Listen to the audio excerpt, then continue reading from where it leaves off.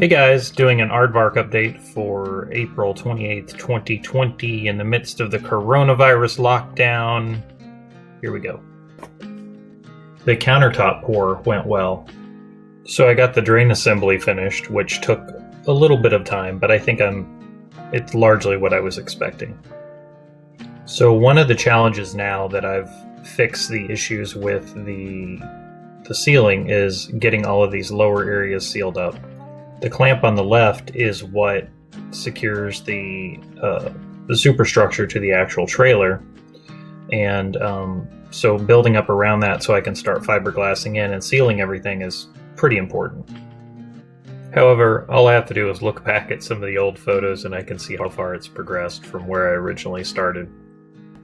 So this is a view of the completed drain assembly. One of the things that I worked on going forward was getting a one-way check valve in there, because you can't have a P-trap on the drain assembly. So this keeps unwanted smells, bugs, insects, things out of your drain while still enabling it to drain without the gray water tank initially. Probably will add that at some point. And if any of you are curious, there's the part number for that drain assembly from Whale Plumbing. Here's a cool option I found over at Liebert Components. It's not crazy expensive. It's not super cheap, but it's a window with a built-in shade, so you don't have anything banging around. And this would potentially mount in the front door.